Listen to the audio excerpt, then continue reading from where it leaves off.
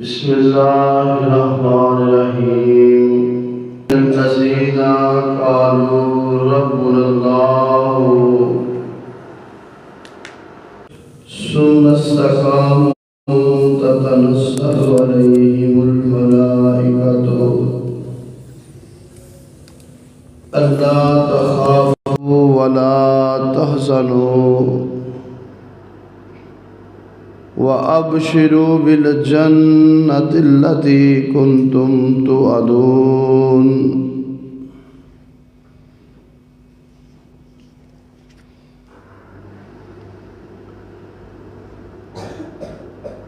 ہر قسم کی حمد و ثنا اللہ سبحانہ و تعالی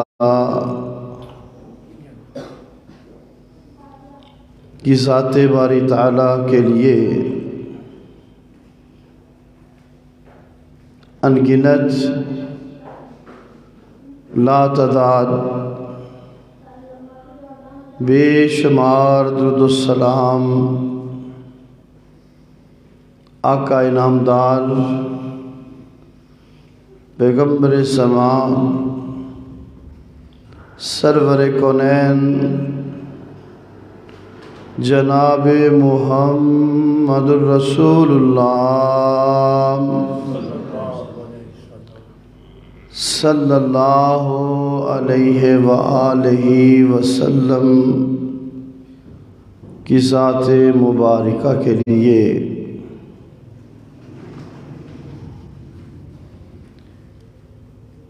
میں اللہ سبحانہ و تعالی کا بے حد مشکور ہوں کہ اس کی توفیق سے ہم سب اللہ کے گھر میں بیٹھے ہوئے ہیں اور مجھے آپ جیسے نیک لوگوں کی زیارت کا اللہ نے موقع عطا فرمایا۔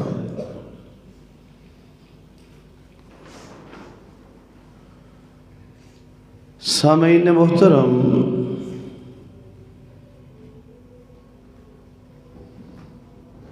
تربیتی حوالے سے چند گزارشات آپ کے سامنے رکھنا چاہتا ہوں۔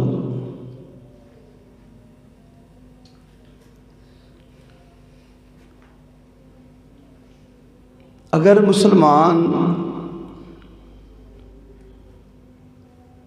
جس نے کلمہ پڑھ لیا اور اپنے آپ کو مسلمان کہلاتا ہے،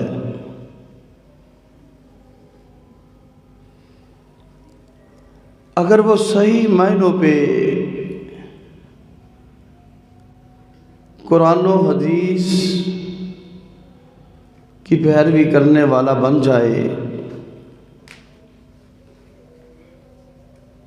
اس کے دل میں لگن پیدا ہو جائے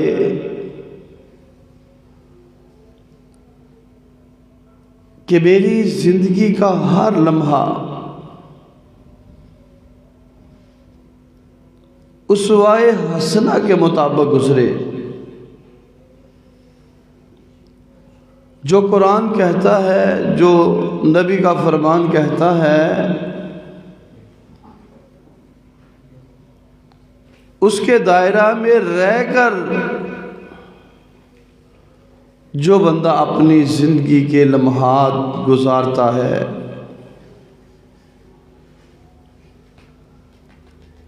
اللہ پھر اپنے نورانی فرشتوں کو ان کے گھروں کے پہرادار بنا دیتا ہے۔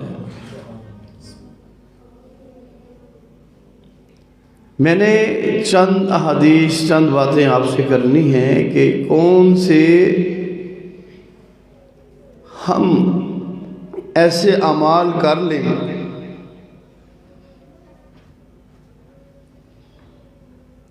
کہ ہم اللہ کے فرشتوں کی دعا کے مستحق بن جائیں۔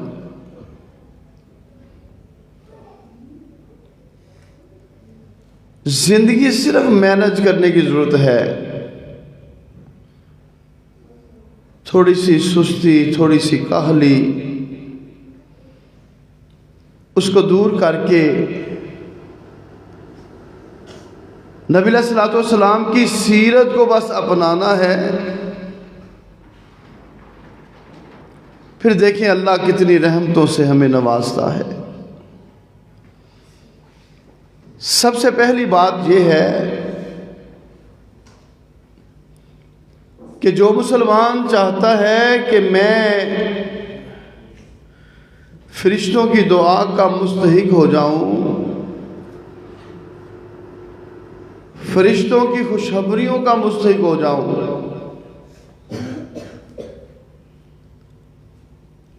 جو میں نے آیت آپ کے سامنے تلاوت کی ہے، اللہ سبحانہ و تعالی ارشاد فرما رہے ہیں، ان الذین قالوا ربنا اللہ ثم استقاموا، جو کہتے ہیں ہمارا رب اللہ ہے، پھر اس پہ پختہ ہو جاتے ہیں۔ رب کے اس لفظ کے اندر، اس کلمے کے اندر بڑی وسعت پائی جاتی ہے۔ جو دل و جان سے اس بات کو مان لے کہ اللہ میرا پالنہار ہے،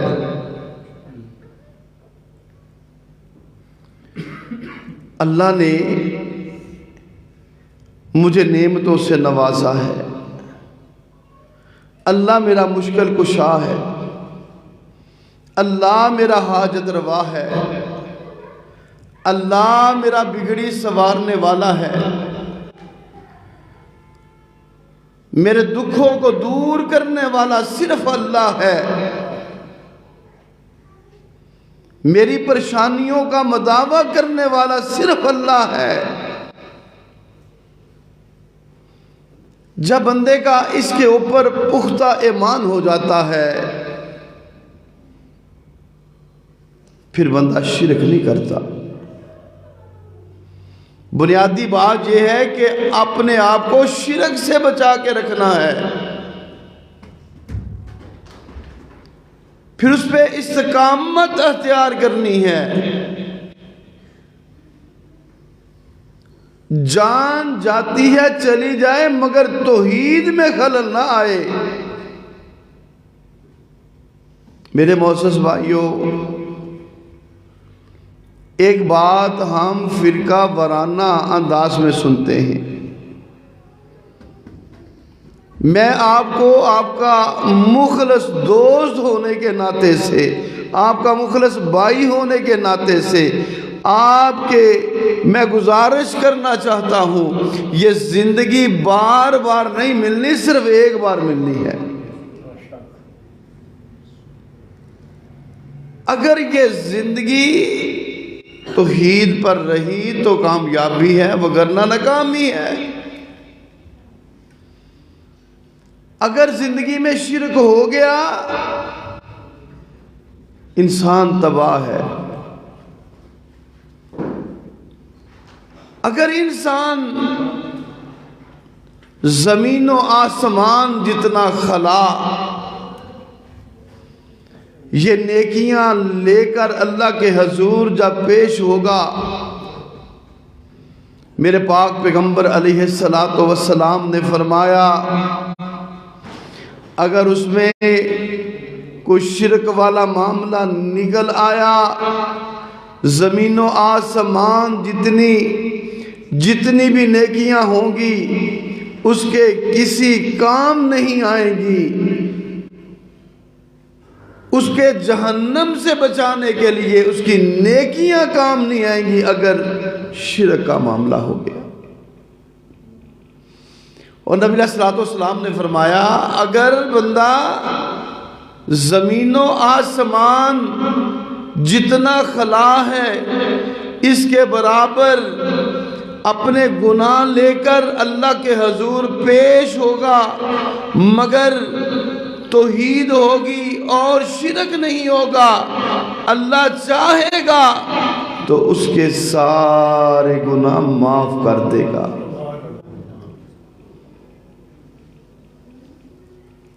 پہلی بات یہ ہے کہ توحید پہ پکے ہونا ہے۔ جب بھی مشکل آئے گی تو اللہ کو پکارنا ہے، جب بھی پریشانی آئے گی اللہ کے حضور جھکنا ہے۔ انسان پتہ نہیں کیوں نہیں سمجھتا۔ ایک وقت اس کا وہ بھی تھا کہ انتہائی کمزور تھا، ماں کے شکم میں تھا، اور اس رب نے اسے وہاں بھی رزق پہنچایا۔ پھر دنیا میں آیا، اور دنیا میں آ کر اس کے پاؤں ٹانگے، اس کے بازو کمزور ہیں، ہاتھ کمزور ہیں، کما نہیں سکا، پاؤں سے چل نہیں سکتا تھا۔ جس رب نے اتنی کمزوری کے لمحات میں اس کی مدد کی، اس کی ہر ضرورت کا خیال رکھا، اب انسان جوان ہو کر گبرو بن چکا، اب انسان اپنے ہاتھوں سے کام کر سکتا ہے، مگر رزق کی پریشانی کے لیے مارا مارا پھرتا ہے۔ کبھی اس آستانے پہ جا کے اپنا سر جھکاتا ہے، کبھی اس قبر پہ جا کے اپنا سر جھکاتا ہے، کبھی کہیں جاتا ہے، کبھی کہیں جاتا ہے۔ اور جس رب نے تیرے بچپن میں تیری ساری ضرورتوں کا خیال رکھا، اب نہیں رکھ سکتا۔ معمولی پریشانی آتی ہے، اللہ کا در چھوڑ کر غیروں کے دروں پہ چلا جاتا ہے۔ معمولی سا معاملہ آتا ہے، اللہ کا در چھوڑ کر کسی اور در کو ڈھونڈ لیتا ہے۔ او بندے غور کر، غور کر، یہ دنیا کی پریشانی وقتی ہے، یہ تیری آزمائش کے لیے اللہ تمہیں غم بھی دیتا ہے، تیری آزمائش کے لیے اللہ تیرے اوپر پریشانیاں لے کر آتا ہے، مگر یہ سب عارضی پریشانیاں ہیں۔ اصل ہمیشہ والی پریشانی جہنم کی پریشانی ہے۔ اللہ کا قرآن کہہ رہا ہے ثم استقاموا، پختہ ہو جاتا ہے۔ جان چلی جائے چلی جائے، مگر اللہ کے ساتھ شرک نہیں کرنا،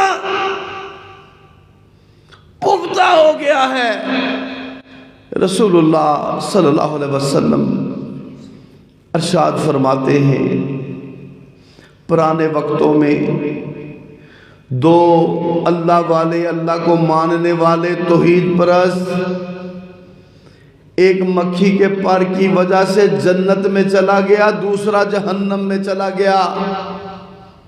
صحابہ نے پوچھا اللہ کے نبی وہ کیسے؟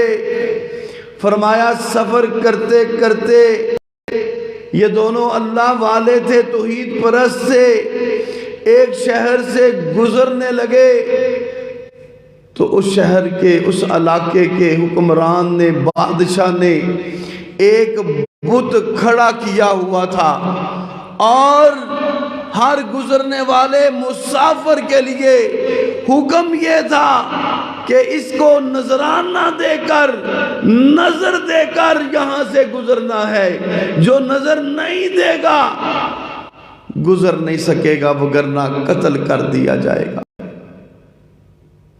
دونوں ڈٹے رہے۔ نظر نیاز صرف اللہ کے لیے ہے، اللہ کے لیے ہے۔ اللہ کے علاوہ کسی کے لیے نظر کہنا یہ بھی شرک ہے۔ دونوں ڈٹے رہے۔ مجاوروں نے کہا بات ختم کرتے ہوئے یہاں ہوئی، اور ایسا کرو اور مکھی پکڑو، اس مکھی کے پر کو یا اس مکھی کو اس بت پر چڑھاوا چڑھا دو، جان چھوٹ جائے گی۔ ایک کہتا ہے چل گندی سی مخلوق ہے، پھر کیا ہے؟ دوسرے کا ایمان ثم استقاموا، پختہ ہے اس کا ایمان، کہتا ہے مکھی بھی تو اسی رب کی مخلوق ہے نا، میں اس کا چڑھاوا بھی اس بت کو نہیں چڑھاؤں گا۔ ایک نے پر کو مکھی کو پکڑا چڑھاوا دے دیا، دوسرے نے کہا مر جاؤں گا، نظر نیاز غیر اللہ کے نام کی نہیں دوں گا، مرنا قبول ہے۔ اس کو شہید کر دیا گیا، قتل کر دیا گیا، دوسرے کی زندگی بچ گئی۔ رسول اللہ صلی اللہ علیہ وسلم نے فرمایا جو شہید ہو گیا وہ جنت میں چلا گیا، جس نے مکھی کے برابر، اس کے پر کے برابر نظر و نیاز غیر اللہ کو دی، جہنم میں چلا گیا۔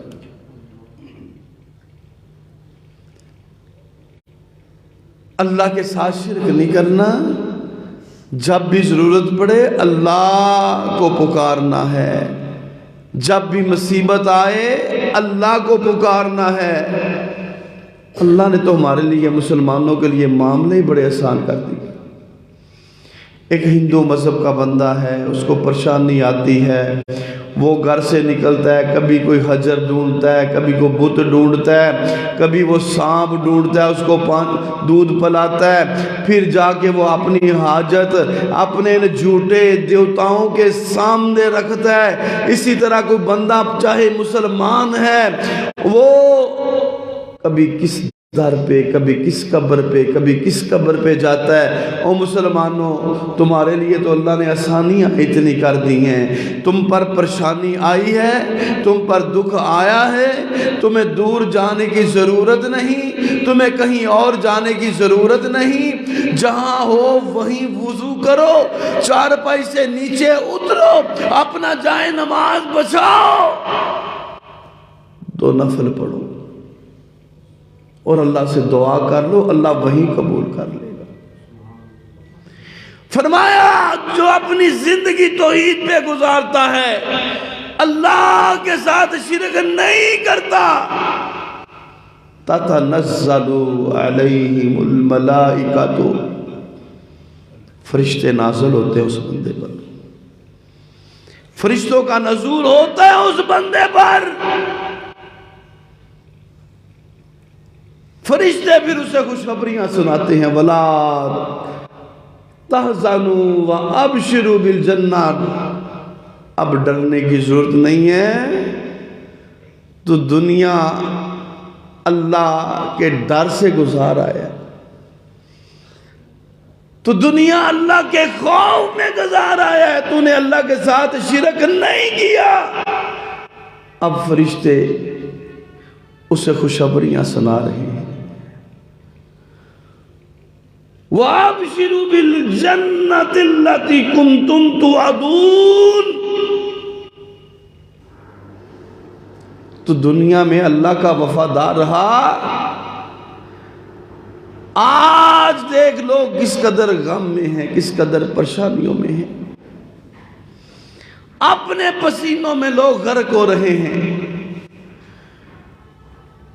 پریشانیوں میں مارے مارے پھر رہے ہیں، اب کدھر جائیں ہم؟ مگر توحید والوں کو فرشتے دلاسے دے رہے ہیں، پریشان نہ ہو، اللہ نے تیرے لیے جنت تیار کی ہوئی ہے، غم نہ کر۔ توحید تو یہ ہے کہ خدا حشر میں کہہ دے، توحید تو یہ ہے کہ خدا حشر میں کہہ دے یہ بندہ 2 عالم سے خفا میرے لیے ہے۔ پہلی بات میرے معزز بھائیو دوستو، توحید پہ گامزن رہیں، کچھ بھی ہو جائے، معمولی ضرورت ہے، اللہ کے حضور پیش کرو۔ میرے پاک پیغمبر علیہ السلام نے فرمایا تمہیں نمک کی بھی ضرورت ہے، حدیث میں آتا ہے نمک کی بھی ضرورت ہے، وہ بھی اللہ سے مانگو۔ تمہیں بوٹ کے تسموں کی ضرورت ہے، وہ بوٹ کے تسمے بھی اللہ سے مانگو۔ مکمل اپنا انحصار اللہ پہ کر دو، اللہ رازق ہے۔ دنیاوی معمولی مفاد کے لیے کسی کی چاپلوسی نہ کیا کرو۔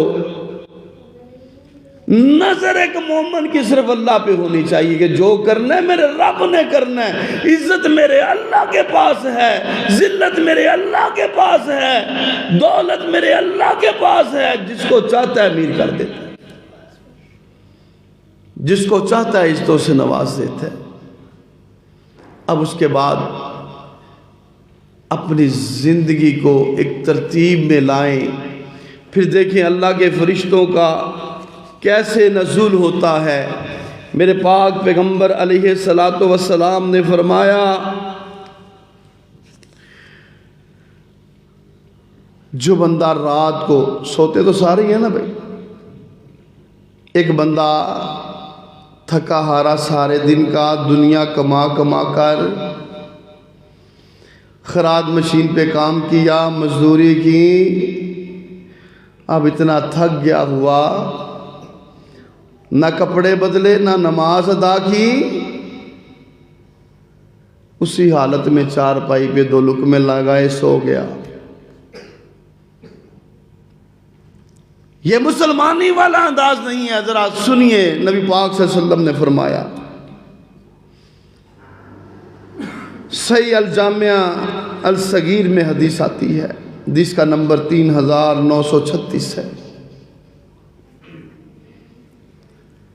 رسول اللہ صلی اللہ علیہ وسلم نے فرمایا 5 نمازیں اس مسلمان نے ادا کی، ریڑھی بھی لگاتا ہے مگر جب نماز کا وقت ہوتا ہے نماز ادا کرتا ہے۔ ظہر کا وقت ہوا ہے خراد مشین چلاتا ہے، مزدوری کرتا ہے، محنت کرتا ہے، دکانداری چلاتا ہے۔ عصر کا وقت ہوا، سب کچھ چھوڑ کر عصر پڑھی اس نے، مغرب پڑھی، تھکا ہوا گھر آیا، عشاء پڑھتا ہے۔ عشاء پڑھ کے رسول اللہ صلی اللہ علیہ وسلم نے فرمایا تخروا هذه الاجساد طهركم الله فانه ليس من عبد بيت طاهر الا بات له في شعاره ملك لا ينقلب ساعة من الليل قال اللهم اغفر عبدك فإنه بات طاہرا۔ صاف ستھرا لباس پہنا، طہارت حاصل کی، وضو کیا، وضو کر کے دائیں کروٹ قبلہ رخ ہو کے سو گیا۔ صرف وضو کیا اور کون سا مشکل کام ہے میرے بھائی؟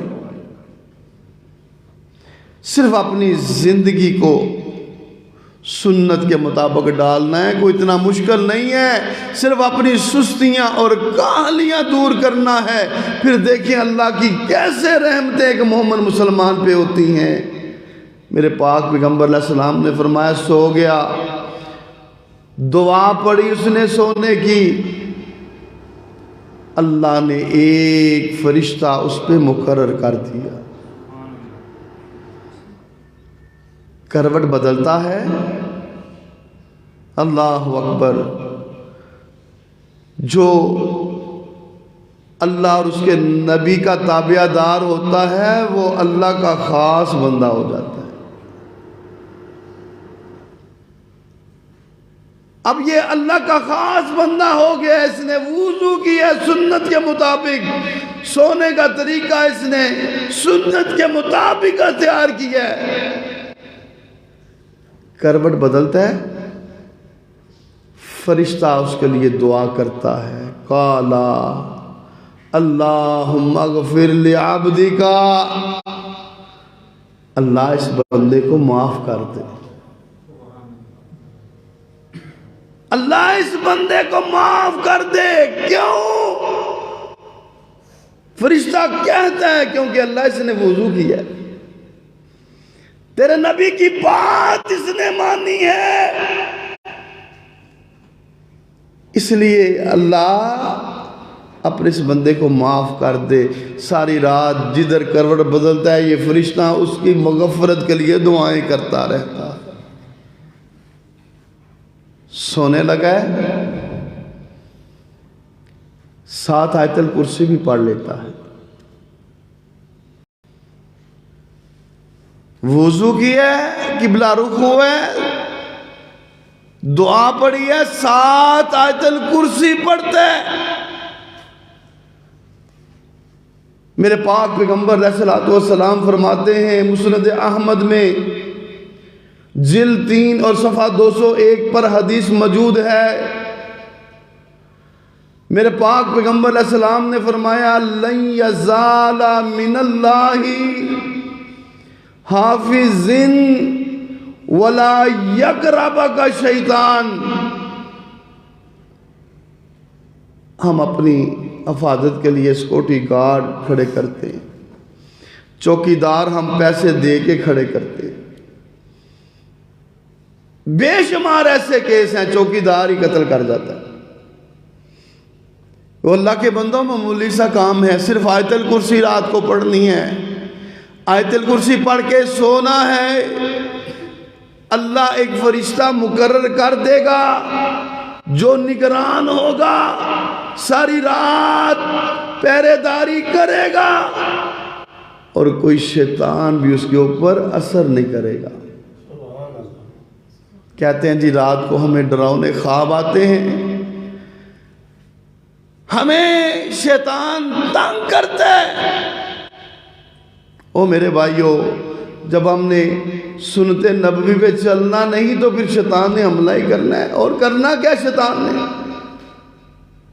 آیت الکرسی پڑھ کے سو، اور نبی علیہ الصلوۃ والسلام کی حدیث پر یقین رکھ کے سو، ساری رات فرشتہ پہرے داری کرے گا اور شیطان تیرے قریب نہیں آئے گا۔ چھوٹے چھوٹے عمل ہیں۔ رسول اللہ صلی اللہ علیہ وسلم نے فرمایا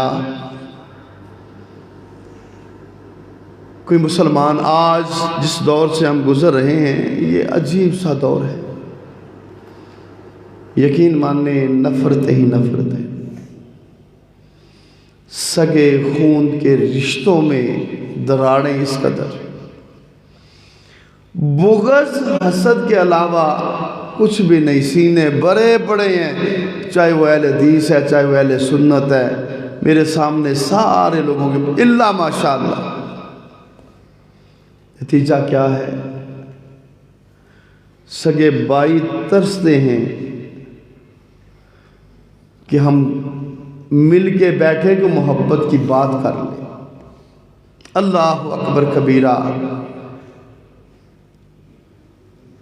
جو طریقہ نبی علیہ الصلوۃ والسلام نے بتائے ہیں مسلمانوں اس پہ عمل کر لو، محبتیں پیدا ہو جائیں گی، اخوت پیدا ہو جائے گی۔ نبی پاک صلی اللہ علیہ وسلم نے یہ حق بتایا ہے مومن کے اوپر، مسلمان کا مسلمان پہ، جب بیمار ہو اس کی تیمارداری کے لیے جایا کرو۔ نبی علیہ الصلوۃ والسلام تیمارداری کے لیے جایا کرتے تھے، صحابہ کرام کو ساتھ لے کر جایا کرتے تھے۔ آپ نے تو ایک یہودی بچے کی بھی جا کے عادت کی۔ اللہ اکبر کبیرہ۔ جو نبی علیہ الصلوۃ والسلام کی خدمت کیا کرتا تھا، پاک پیغمبر علیہ السلام کو پتہ چلا بیمار ہے، یہ نہیں سوچا کہ یہ یہودی کا بچہ ہے، بلکہ نبی علیہ السلام گئے اس کی عیادت کے لیے. یہودی پہچان تو تھے نبی علیہ السلام کو نا. تو رات میں سارا کچھ لکھا تھا. یہ ایک بغض سا حسد تھا کہ یہ آخری نبی بنی اسرائیل میں آنا چاہیے تھا.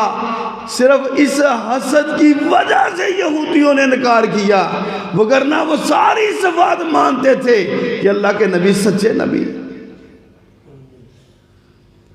بچے کے پاس گئے، جا کر کہا یا غلام اقرا لا الہ الا اللہ. بچے پڑھو لا الہ الا اللہ. بچہ ایک نظر اپنے باپ کی طرف دیکھتا ہے، ایک نظر رحمت للعالمین کی طرف دیکھتا ہے. اللہ اکبر. اولاد پیاری ہوتی ہے. اولاد کو جہنم میں جاتا ہوا وہ دیکھنا پسند نہیں کرتا. اس نے شکر کیا کہ محمد کریم صلی اللہ علیہ وسلم کا کلمہ پڑھے گا جنت میں چلا جائے گا. نبی علیہ السلام کی طرف دیکھتا ہے. نبی علیہ السلام نے کہا اقرا یا غلام اقرا لا الہ الا اللہ. باپ کی طرف دیکھا. باپ نے کہا بیٹے جو ابو القاسم کہتے ہیں ان کی بات کو مان لو، کلمہ پڑھ لو. یہ عیادت کا سارا تھا نا معاملہ. عیادت کرنے گئے نبی علیہ السلام. اور مسلمانوں ایک دوسرے کی تیمارداری کیا کرو. فضیلت کتنی ہے اس کی. حدیث سن لیں آپ. میرے پاک پیغمبر علیہ السلام نے فرمایا، جامعہ ترمذی میں یہ حدیث آتی ہے، 969 نمبر حدیث کا ہے. میرے پاک پیغمبر علیہ السلام نے فرمایا ما من مسلم یعود مسلما غدوة الا صلی علیہ 70,000 ملک حتی. نبی علیہ السلام نے فرمایا جو بندہ اپنے مسلمان بھائی کی بیمار پرسی کے لیے، اس کی عیادت کے لیے گھر سے نکلتا ہے، مقصد اللہ کی رضا ہے، دنیا داری نہیں ہے. آج میں اس کا پتہ لینے جاؤں گا، کل یہ میرا لینے ہے، نہیں. اسلام میں عدلے کا بدلہ نہیں ہے. اللہ کی رضا سامنے رکھ کے جانا ہے. اللہ کو خوش کرنے کی خاطر نکلنا گھر سے. قدم باہر رکھتا ہے 70,000 فرشتے، 70,000 ملک، 70,000 فرشتے اس کے لیے. اگر صبح کو گیا ہے تو شام تک، اگر شام کو گیا ہے تو صبح تک مسلسل اس کے لیے دعا کرتے رہتے ہیں. چھوٹے چھوٹے عمل ہیں میرے معزز بھائیو دوستو، چھوٹے چھوٹے عمل ہیں اور بے شمار، اور جس کے لیے نورانی فرشتے دعا کر دیں اللہ رد کرے گا. اور میرے مومن مسلمان بھائیو، ایک دوسرے کے لیے خیر کا جذبہ رکھا کرو، ایک دوسرے کے کام آیا کرو. یہ بہت بڑی نیکیاں ہیں.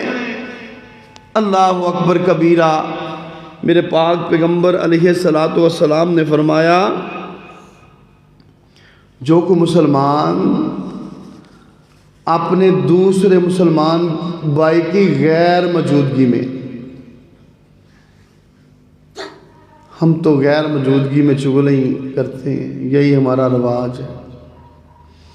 5 6 7 بہن بھائی ہیں، جو بھائی بہن موجود نہیں ہیں باقی مل کے اس کے خلاف چغلیاں غیبت شروع ہو جاتی ہیں. یہ ہمارا معمول ہے. اللہ اکبر. یہ انداز چھوڑ کر جو بندہ اپنے سگے بہن بھائیوں کے لیے ہی نہیں بلکہ ہر مسلمان کے لیے دل میں محبت رکھتا ہے اور ہر وقت اس کے دل میں خیر خواہی کا جذبہ ہوتا ہے، پھر اپنے بھائی کی غیر موجودگی میں اس کے لیے دعا کرتا ہے۔ ابن ماجہ میں یہ حدیث آتی ہے، 907 نمبر اس حدیث کا۔ نبی علیہ السلام نے فرمایا دعوت المرء المسلم لأخیہ، جو مسلمان اپنے بھائی کی غیر موجودگی میں اس کے لیے دعا کرتا ہے، دیکھتا ہے میرے بھائی کا کاروبار نہیں ہے، یا اللہ میرے اس بھائی کے کاروبار کو چلا دے، دیکھا ہے بیمار پڑا ہے، یا اللہ میرے بھائی کو تندرستی دے دے، وہ میرا بھائی اس کو اولاد نہیں ہے، اللہ اس کو اولاد دے دے۔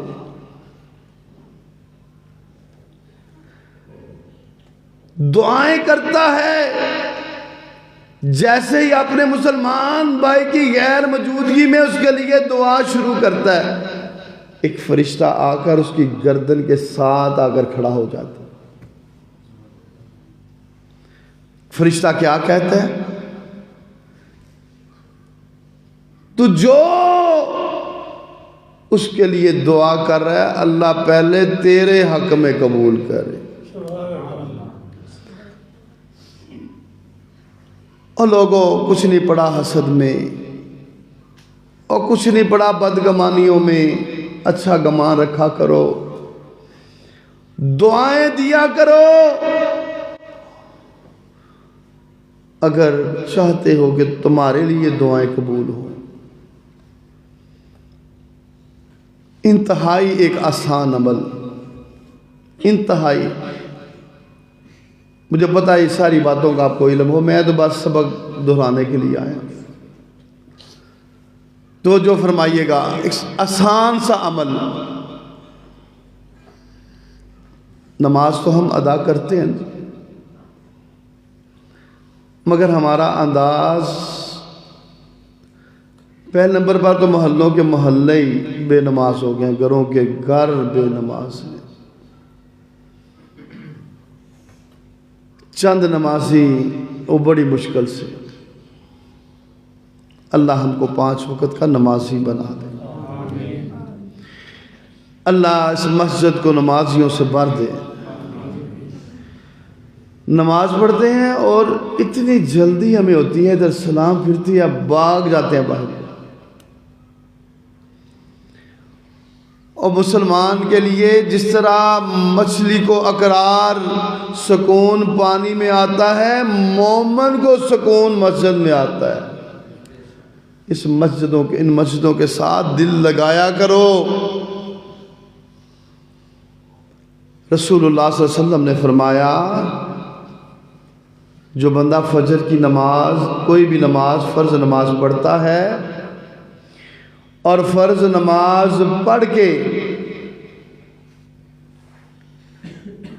اپنی جگہ پہ بیٹھ جاتا ہے،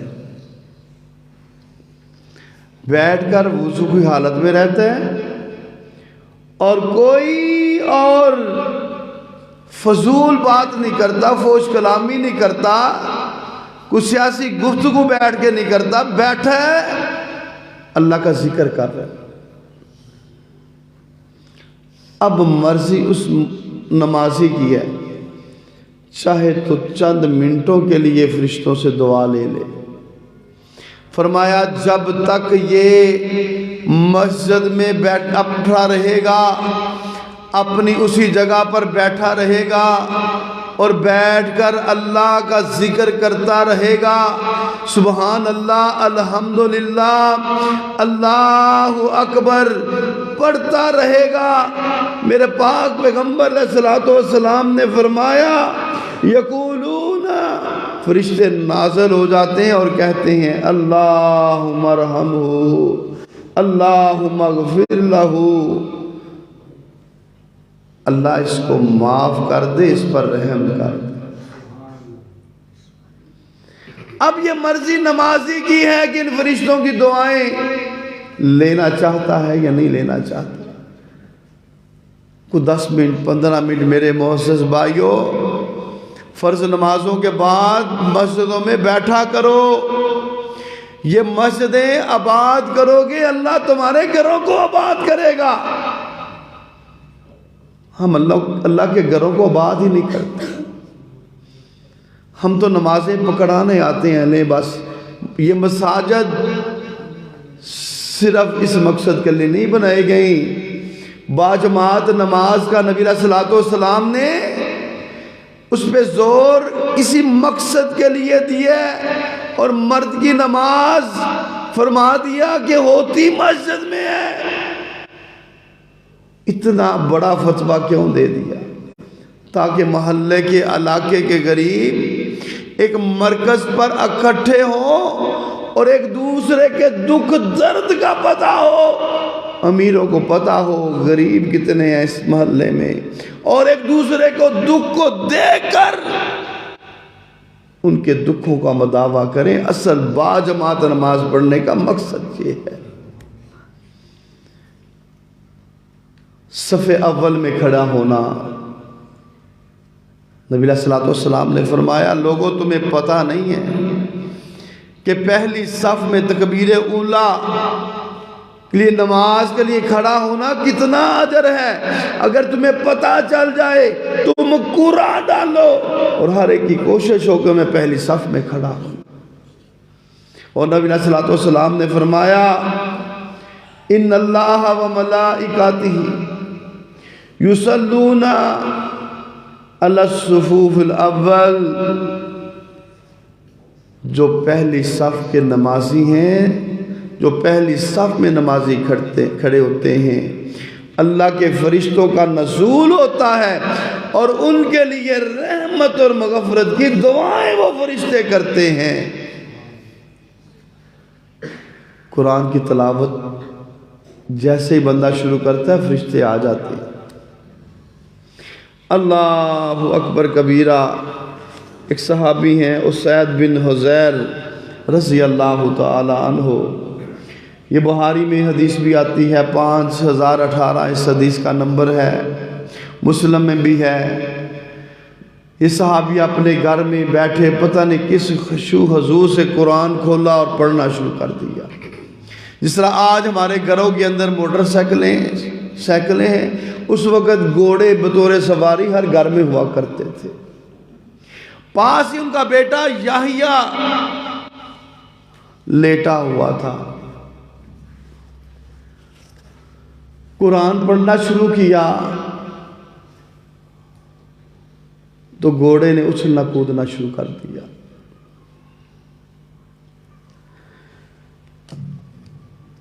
پریشان ہو گئے، قرآن بند کر دیا اور گھوڑا آرام سے کھڑا ہو گیا. پھر پڑھا، پھر اچھلنا، پھر تیسری دفعہ پڑھا. آسمان کی طرف دیکھا، کچھ قندیلیں ایسے آسمان کی طرف جا رہی ہیں. خاموش ہو گئے. صبح رسول اللہ صلی اللہ علیہ وسلم کے پاس گئے. میرے پاک پیغمبر علیہ السلام پر وحی آ چکی تھی. فرمانے لگے اسید تجھے قرآن پڑھنا نہیں چھوڑنا چاہیے تھا.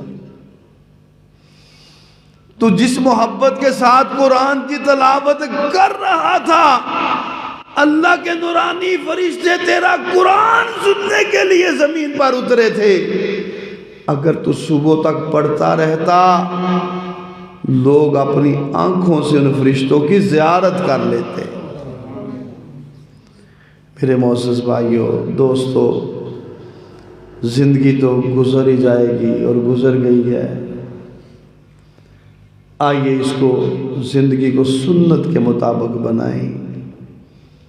اپنا ہر لمحہ کوشش کریں کما حقہ ہو جتنی اللہ نے توفیق دی ہے یہ ہم سنت کے مطابق گزار دیں.